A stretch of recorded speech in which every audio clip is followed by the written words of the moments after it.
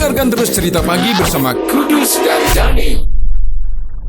Saat seorang imam milenial dari anggota Bang Dosi dan kawan-kawan berdiri di depan, apakah itu dipersilahkan sama mereka atau inisiatif dari Bang Dosi dan kawan-kawan untuk menjadi seorang imam?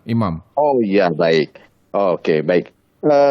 Pertama saya menjelaskan bahwa kita membuat pelatihan untuk mempersiapkan para imam milenialis itu.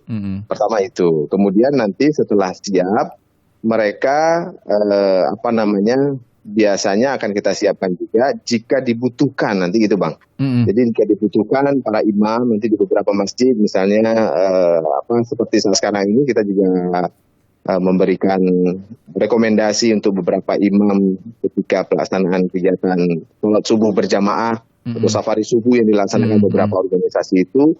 Nah, kita support. Ada beberapa yang kita rekomendasikan, ada beberapa rekomendasi imam muda kita yang sudah kita siapkan. Yang biasanya seperti itu, ada undangan dari kita. Nah, kalau misalnya mereka ingin jadi imam, tentunya nanti kan dilihat lagi dari masjid itu sendiri. Apakah kemudian dia merupakan pengurus masjid atau memang orang kampung di masjid tersebut, seperti itu, nanti pasti akan kita keluarkan rekomendasi. Mereka akan dapatkan, biasanya para imam setelah pelatihan imam akan diberikan sertifikat untuk imam tersebut, gitu Bang. Jadi tidak serta-merta langsung jadi imam itu juga. Oh, maksud saya bukan artinya selepas dari pelatihan tadi harus jadi imam yang dimaksud ya, bukan penceramah seperti biasa ini Bang Dosi. Oh, bukan. Mereka kita bekali untuk pelatihan imam tersebut, dasar-dasarnya seperti itu, Bang. Bukan berarti setelah itu langsung bisa jadi imam terus, itu belum tentu gitu ya. Ada kualifikasi tertentu. Ini lebih kepada gerakan yang kita laksanakan supaya memotivasi para generasi untuk berinisiatif dan berniat menjadi imam, gitu Bang. Nah, kalau sudah berinisiatif menjadi imam, pasti dia akan memperbaiki apa yang belum bagus dari dirinya. Misalnya tentang pengetahuan fikih sholat berjamaahnya, atau kemudian makhrajul hurufnya harus diperbaiki, bacaan Al-Qurannya harus diperbaiki. Nah, seperti ini yang kemudian kita lakukan. Artinya tidak semua orang akan mendapat sertifikat selepas itu? Ya, tidak semua orang mendapat sertifikat. Bahkan sekarang ini kita sedang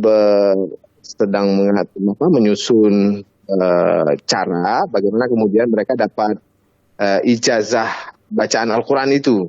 Jadi beberapa kali kita memang sedang mengatur bagaimana caranya supaya paling tidak mereka dapat ijazah Al-Fatihah terlebih dahulu. Bacaan Al-Fatihahnya sudah diberikan ijazahnya benar, bacaannya, makhrajulnya sudah benar.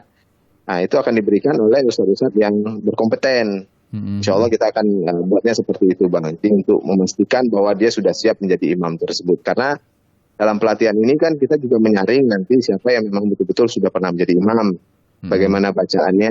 Ini akan coba kita susun lagi nanti untuk memaksimalkan itu. Nah, kemampuan komunikasi juga dilatih di situ Bang Dosi?